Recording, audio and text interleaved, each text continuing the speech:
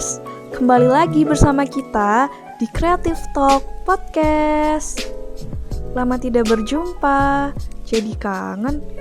Gimana nih sama UASnya? Lancar nggak? Ceritain dong pengalaman UAS kalian kemarin, pasti seru. Tapi alhamdulillah, sesusah apapun UASnya, tanpa kalian sadari, kalian bisa dong ngelewatin kesulitan itu di setiap semesternya. Kalian hebat banget dengan cara kalian sendiri. So, tetap semangat ya. Nah, di episode Creative Talk kali ini, kita akan membahas tentang manfaat platform media baca digital untuk meningkatkan literasi orang Indonesia.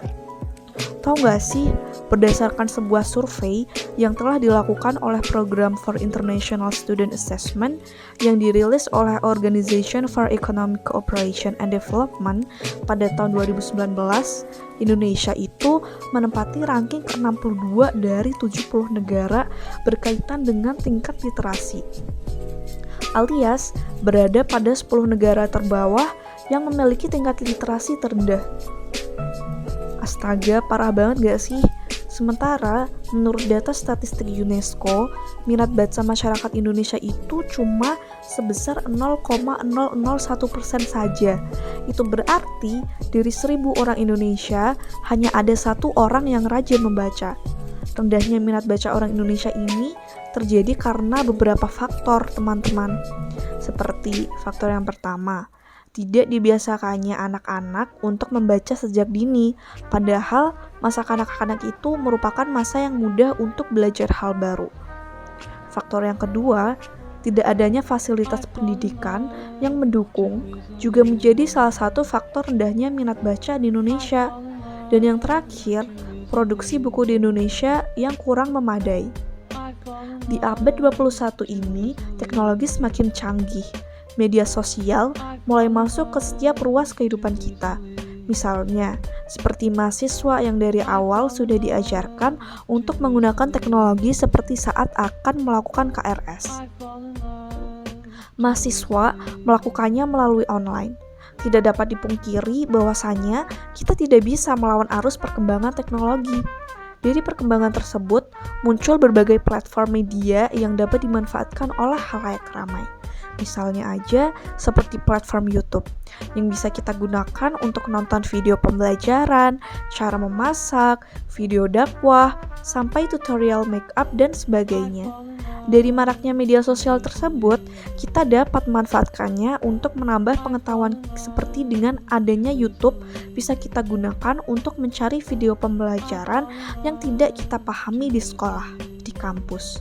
Begitupun juga dengan platform Webtoon, Wattpad, dan lain-lain yang mana bisa kita gunakan untuk meningkatkan minat baca. Biar lebih paham, yuk kita kupas satu persatu 2 platform media baca yang sudah kita sebutkan tadi. Cus.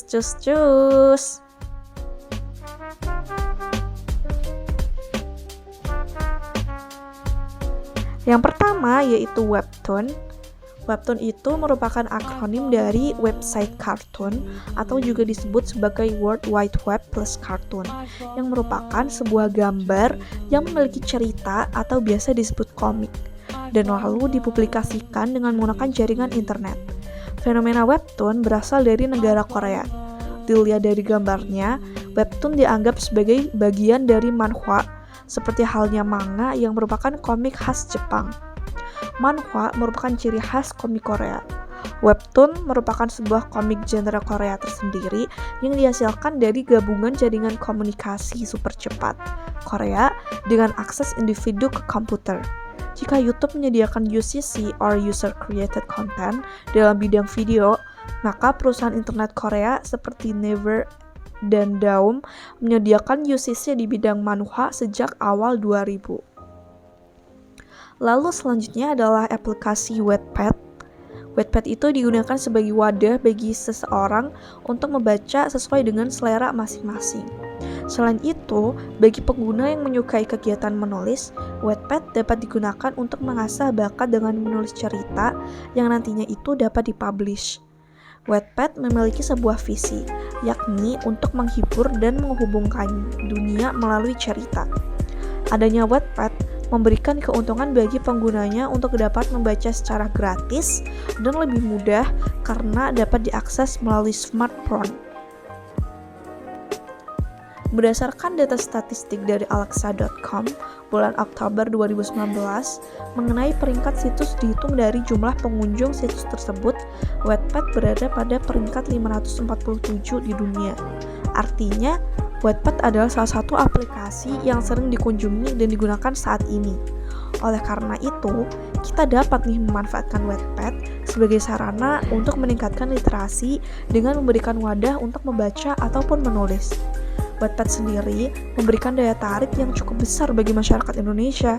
Jadi, untuk penerapan dalam meningkatkan minat baca Wattpad bisa dikatakan sangat mampu untuk meningkatkan persentase minat baca masyarakat. Begitu juga dengan adanya aplikasi Webtoon, di mana banyak disukai oleh masyarakat karena kita tidak hanya membaca alur ceritanya saja, namun juga disertai dengan gambar-gambar yang menarik perhatian pembaca. Nah, mudahnya akses untuk membaca Webtoon juga menjadi alasan mengapa aplikasi ini banyak di-download banyak kaum muda.